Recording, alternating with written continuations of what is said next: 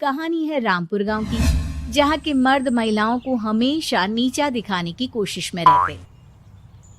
अरे अभी तक खाना नहीं आया, क्या मुझे एक और शादी करने की जरूरत है?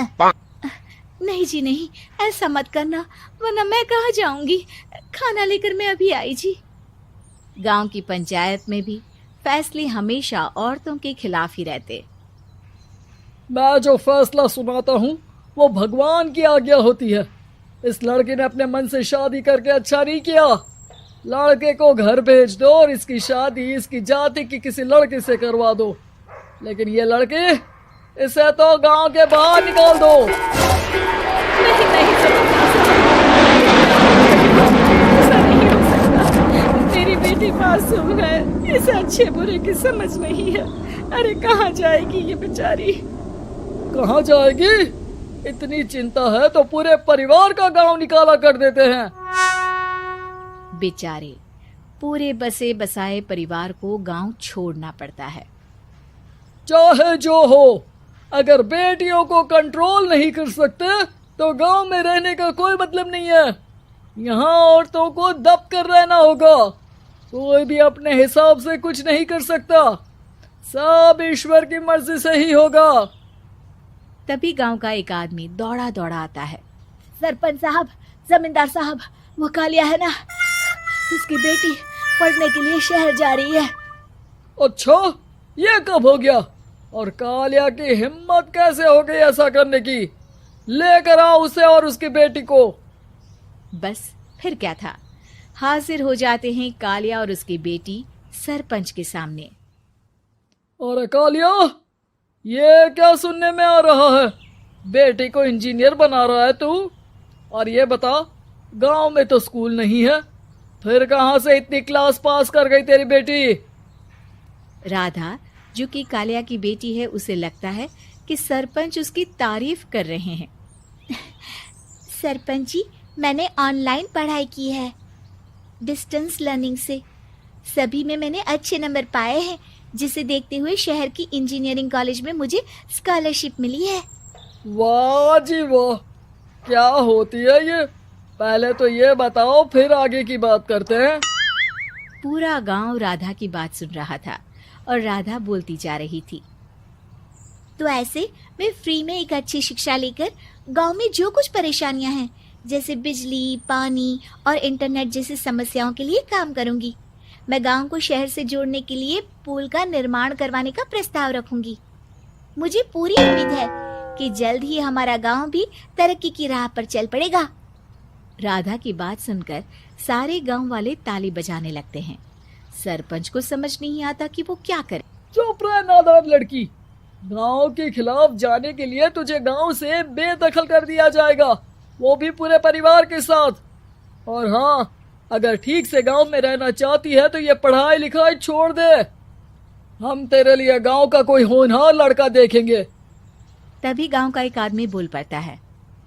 अरे नहीं नहीं सरपंच जी, राधा बिटिया जो बता रही है, अगर वैसा हो जाए तो हम लोगों को पैसा कमाने के लिए बाहर नहीं जाना पड़ेगा। हाँ जी, और ना ही कोसों दूर पानी के लिए भटकना पड़ेगा। हमारे बच्चे भी अच्छी पढ़ाई कर सकेंगे और आगे बढ़ेंगे, ना कि हमारी तरह खेती करते बैठेंगे। क्यों गांव वालों, राधा बिटिया का साथ देना चाहिए ना।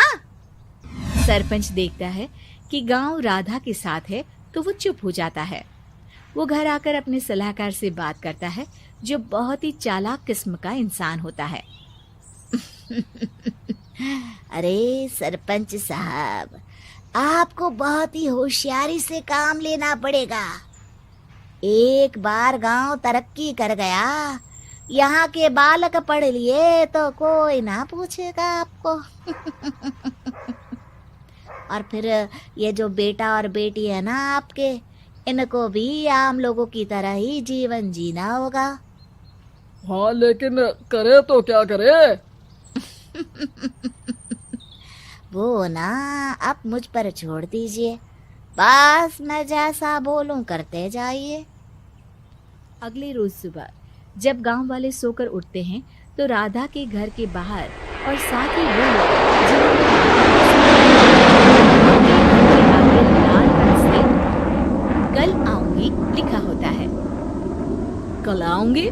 यह क्या होता है?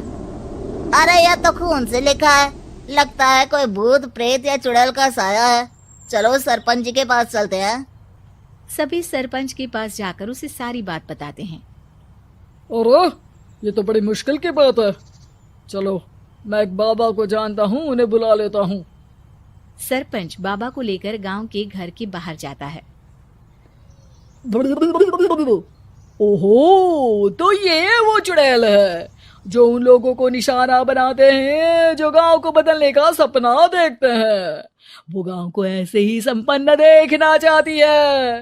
वो नहीं चाहती कि कोई बाहरी यहाँ का कायाकल्प करे। क्या तुम लोगों में से किसी ने गांव को बदलने की सोच रखी है?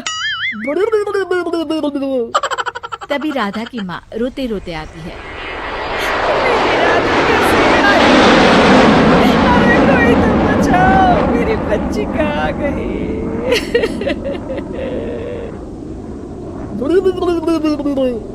ले गई वो चुड़ैल, तेरी बच्ची को ले गई। अब वो उसे श्रापित करके छोड़ेगी, उस पर चुड़ैल का साया हो जाएगा। तभी बुरी सी हालत में राधा भी वहां आ जाती है।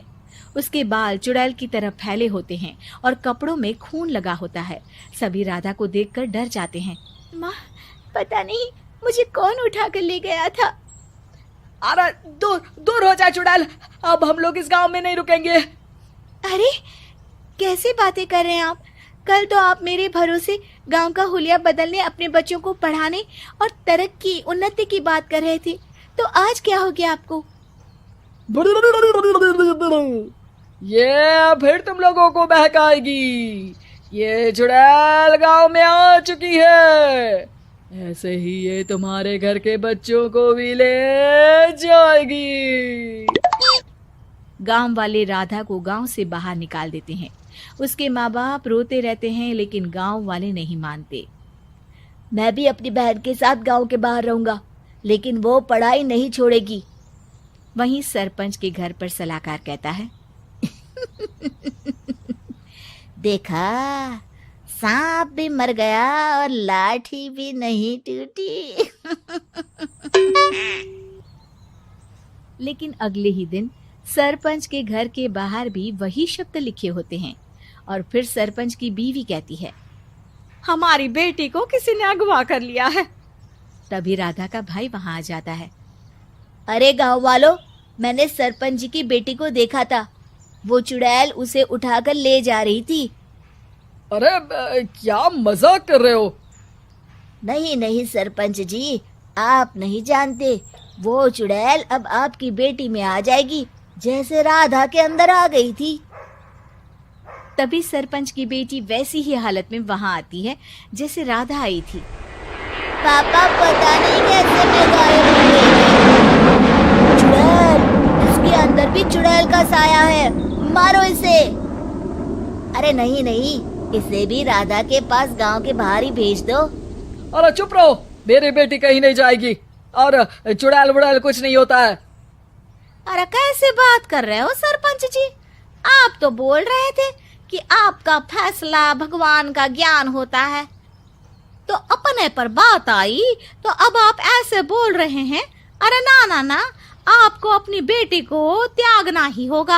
अरे बुलाओ बाबा को। राधा का भाई बाबा को ले आता है, जिसे अब गांव वालों के डर के कारण सच बोलना पड़ता है।